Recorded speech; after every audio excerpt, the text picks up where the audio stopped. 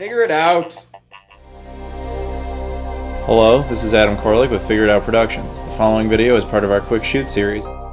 Hey guys, it's Adam here with a real quick video. I know you're noticing the length of the video, but I'll explain why that is in a minute. Specifically, what this is about is the discovery of the Nintendo PlayStation prototype that emerged. I know I'm a few days late on this, I know, but life gets in the way. So a few people asked like what were my thoughts on this, the whole thing.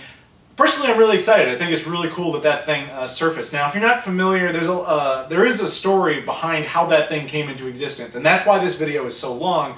I talked about this a while ago, and I see a lot of people who are posting videos who are talking about this, but they're giving a very false statement on how the history of that console came to be. So this part of the video where I'm talking to you now will be short, and then I'm just going to include that original clip for anyone who wants to know the full story. But the long and the short of it is, at one point Nintendo and Sony were working together to make a mutual console, and that deal fell through. So let's talk about specifically the prototype itself. Now apparently it was once owned by a guy named Olaf, and he was the first ever president of Sony Computer Entertainment, what we would eventually know to be the PlayStation division of Sony. And he had this prototype. Now when the whole deal fell apart, he apparently kind of gave it to one of his employees and told the employee to trash it. And the employee simply never did. He just threw it into a box and more or less forgot about it. And it just sat somewhere for all that time. And the person who leaked all these images, or took all these images, not even leaked, was the son of that person. And he just posted it on the internet and let us all know, hey, look at this thing, it still exists. And of course the internet went nuts with it, because how cool is that? It's not every day that you find one of these rare treasure prototypes. It happens from time to time. Like there was one where a guy found a prototype of a Sega Saturn that was like the next revision that the Sega was going to put out on the Saturn. It was like a wider model, but it actually fully worked. It played games. It was a North American region-coded device. And that dude ended up selling that thing for like $10,000, I think. I don't remember the exact number. But if I had to guess, I'm going to say this dude who has the PlayStation, PlayStation Nintendo prototype, whatever you want to call it, he's probably going to sell it. I would think that would be wise on his part. Now, what of course that means is, where will it go? I would hope it ends up in some sort of museum, because it would be really neat for everyone to see that. It probably will go into the hands of a collector, though.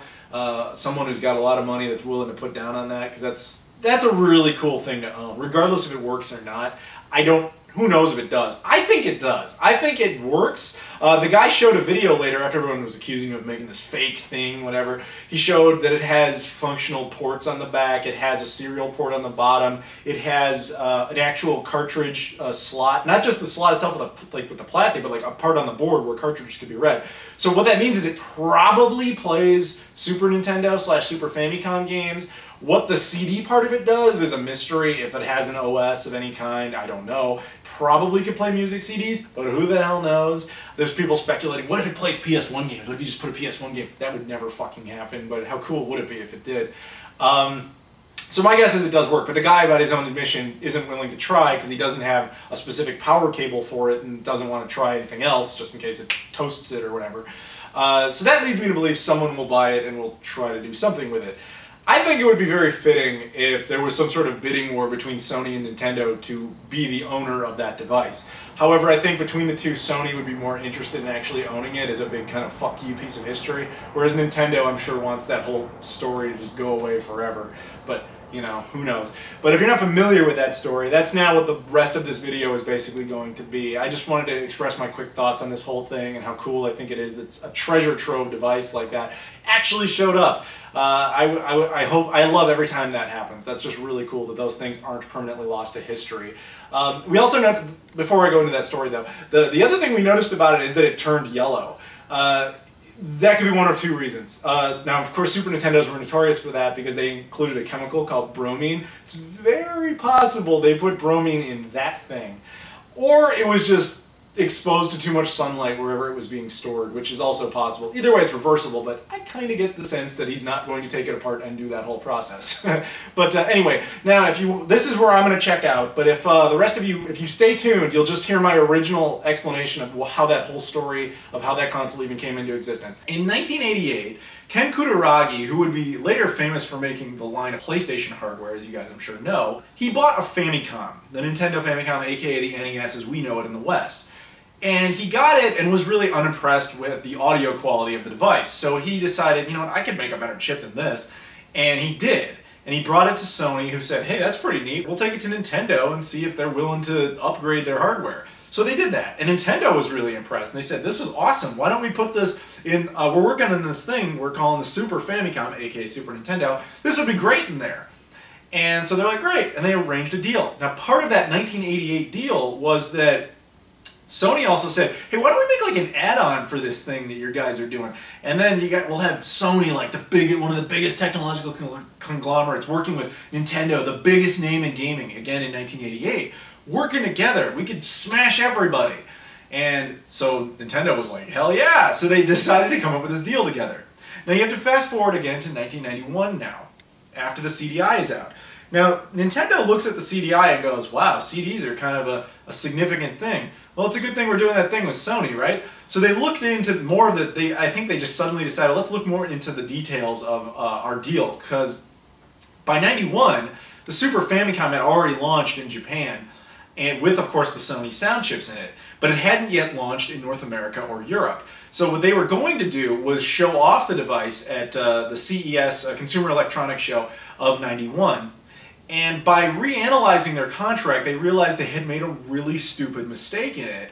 Essentially, they had agreed to give Sony everything regarding the add-on. Meaning, Sony would make all the money off of the hardware sales. They would make all the money off of music CD sales. They would make all the money off of educational titles. They would make all the money off of game titles. Now that was the big one. See, Nintendo had inadvertently agreed, we'll make a lot of games for this thing. We'll make all the Legend of Zeldas, all the Marios, we'll make all that for this add-on. Yet Nintendo would make nothing from it. Oops, big mistake. Because, of course, Nintendo, especially then, their entire business was predicated on this iron grip they had over everybody in gaming. And now suddenly they didn't even own really the rights to their own platform. Nintendo was understandably nervous. So what they decided to do was go to Sony and say like, hey guys, that deal we made 3 years ago, that was kind of a mistake. We still want to do it. We want to do everything we said, but there's one part of it, just this little thing we want to change. The game licensing thing. We need that back. And Sony basically said, hey asshole, you signed the paper, you know, this is the deal. So Nintendo was a little scared, frankly, and they decided to try to play hardball. They went to Philips and said, hey, would you guys like to make an add-on for the Super Nintendo? Would you like to take your CDI and you know, make it an attachment? Just do that. And but you know, if you do it, you got to give us game licensing rights. Like, we have to be able to do that. They basically made the deal with Philips they had meant to make with Sony. But Philips didn't really want to do this initially, because Philips was like, we already have a console, sort of. We don't really have much interest in competing with ourselves. And Nintendo was like, well, hang on. Here, we'll make a little bit of a deal with you. If you give us what we're asking for, we will license out to you our characters, meaning Mario, Zelda, presumably others like Metroid and so on. And you guys can make games with our characters officially. We won't make them, you guys can make them, we won't sue you, you guys can go ahead and make officially licensed games with our characters. And Philips, of course, jumped at this because, as I said, it was technically part of that list. If they could appeal to kids, they could have them bug their parents to put this thing in the home. So they said, all right, fine, we'll do it. Because even then, and as of course, even now, Zelda and Mario, they are huge franchises. So Philips ended up making that deal. So now, flash forward again to the CES show of that year in 1981. Sony goes up on stage and they debut what was actually called the PlayStation. It was 2 words. And it was just the add-on that would become part of the Super Nintendo. And they were like, we're working with Nintendo, awesome is that. And then they went over to Nintendo's booth, or Nintendo's big show, and this is where Nintendo was supposed to be like, that's right, Sony, we can't wait to work with you. Instead they went, we don't know what you're talking about. We're with Philips, and we're with them because they are the best at technology.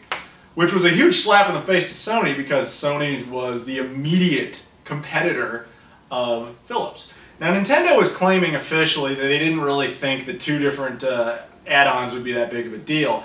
But really, the whole point was to piss off Sony and force them to give back the licensing thing, maybe claiming, hey, you know, we'll cut off our deal with Philips if you guys do what we said. And Sony didn't really comply with that. For the next year, they ended up deciding, you know what, fuck you, Nintendo. We're going to make our own platform, a standalone machine called the PlayStation. Again, not the one you're thinking of, but a standalone machine that was capable of playing Sony's new proprietary format as well as Super Nintendo cartridges. And this would have been all legitimate. Now, they showed that off at the CES the next year in 1992. And at the same time, they decided, oh, by the way, Nintendo, you know, for working with Philips, our #1 competitor, the people we dislike the most, yeah, we're going to work with yours. Sony ended up making games for the Genesis and especially the Sega CD, which is like kind of mind-blowing when you really think about it. So this was a huge mess that all these companies were in, but they didn't care. They kept up with it. And eventually, third-party developers kind of went to Nintendo and was like, you can't keep doing this. You have this thing coming out for Philips' Philips add-on. Philips got its own console now. You have the Super Nintendo. You got some weird Super Nintendo add-on. Sony's got some sort of shit going on. Sega's got this going on. We can't have this many damn platforms. You have to figure this out. This is all your fault, basically. So Nintendo basically agreed to get into a room together with Sony and Philips and come up with a deal. And the deal was as follows. They agreed that Philips would be the ones making the new add-on platform. However, Sony would make all of the money off of the proprietary format, including all things related to music and movies, sales, etc. But the one thing Nintendo would get out of it is all the game software like they had always wanted. And of course, Philips would end up with the actual hardware sales. Thus, they proposed, I believe it was in 1993, the SNES CD. And in 1993, while they were working on this, Nintendo was stuck, obviously, in a heated battle with Sega over the Genesis, and especially at that point, the Sega CD, and the Sega CD being able to show off like what it could do, where the SNES actually wasn't capable of that because of the extra abilities the Sega CD had given the Genesis. So Nintendo needed independently to one-up their immediate competition, and they came out with the FX chip. Now, by doing so, they had immediately made the SNES CD almost irrelevant. Like, the SNES CD was no longer more impressive than the FX chip. This caused another delay until 1994, when finally they showed us what it was going to look like and what the specs were, etc. And they got really close until I think reality just started to sit in around, especially Nintendo, when they looked at the world and said, we've been working on this thing since 1988, and it has not come out, and now there are multiple CD platforms out there. 5th generation consoles, early ones, mind you, are already out the door, like the 3DO, the Jaguar, etc.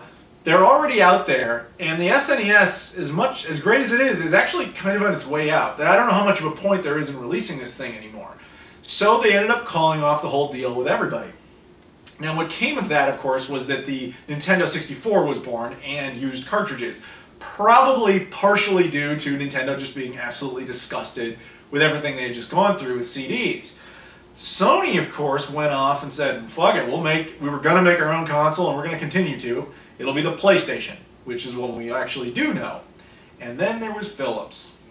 And of course, all they ended up getting out of this whole damn thing was that they were able to sell a couple of copies of Zelda, the Unholy Triforce Zelda games, and Hotel Mario. That's all that really came out of it for them. So thank you guys for watching, and I'll see you all later.